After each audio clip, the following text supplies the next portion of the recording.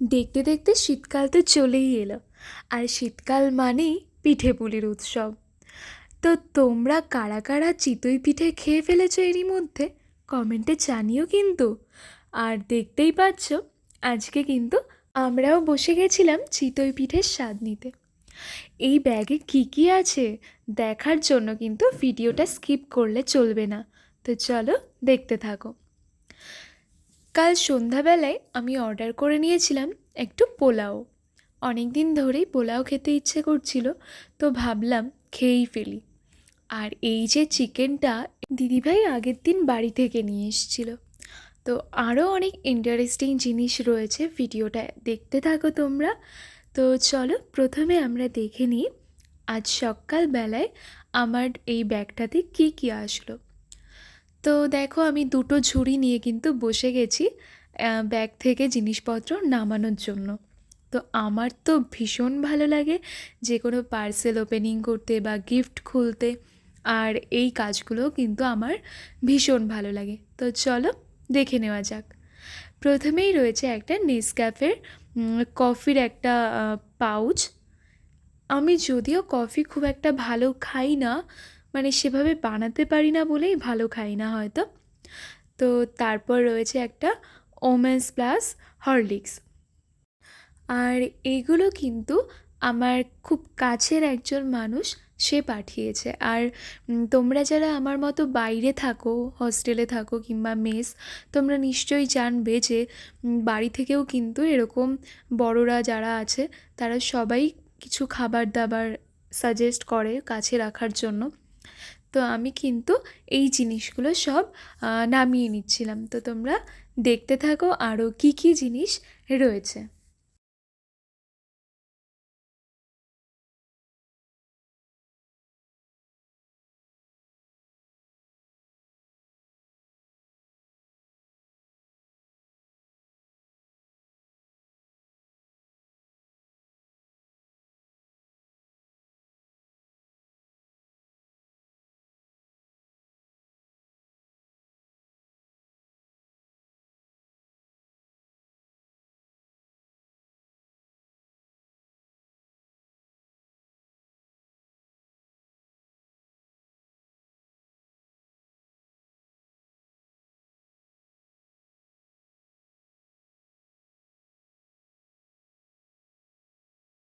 তো দেখতেই পাচ্ছ এত বাজার কিন্তু একবারে চলে এসছে। এটা আমার 1 মাসের নয়, আমার তো এগুলো শেষ করতে 2-3 মাস তো লাগবেই, কারণ আগের খাবার দাবারগুলো এখনও সব শেষ হয়নি।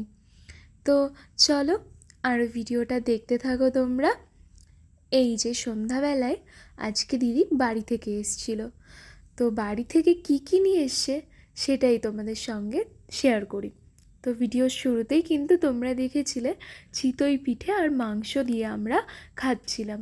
তো এই সমস্তটাই দিদিভাই বাড়ি থেকে নিয়ে এসছে। আর অনেকেই তোমরা জানো যে চিতই পিঠে দিয়ে মাংস খাওয়া যায় না, বা তোমরা এটাই মনে করো যে চিতই পিঠে দিয়ে আবার মাংস খায় কেউ। আমরা কিন্তু খাই আর খুবই ভালো লাগে খেতে। তো তোমরা কারা কারা খেয়েছো সেটা কিন্তু কমেন্টে জানিও। আর এখানে দেখো এক বাক্স পুরো মিষ্টি। এই মিষ্টিগুলো খেতে ভীষণই টেস্টি ছিল, আর আমার তো খুব ভালো লেগেছে। রসগোল্লা ছিল, আর এই মিষ্টিগুলোর নাম কি আমি ঠিক জানি না। আর এই ছোট্ট কেটলিটাতে যে এতটা মাংস ধরে তোমরা ধারণা করতে পারবে না। আমরা তো 2 দিন ধরে খেয়েছি এগুলো। আর আমি অর্ডার করে নিয়েছিলাম একটু পোলাও।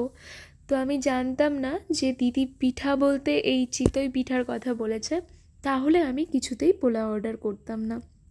তো যাই হোক, আমি তো দেখে লোভ সামলাতে পারিনি, কেটলি থেকেই নিয়ে কিন্তু খাওয়া শুরু করে দিয়েছিলাম। আর আজকে আমাদের এই ভাড়া বাড়িতে ছিল একটা বিশেষ দিন। তো কী দিন সেটা আমি বলতে পারলাম না, কিন্তু সেই উপলক্ষে কিন্তু বাড়ির দিদিভাই আমাদের আরও কিছু মিষ্টি দিয়েছিল।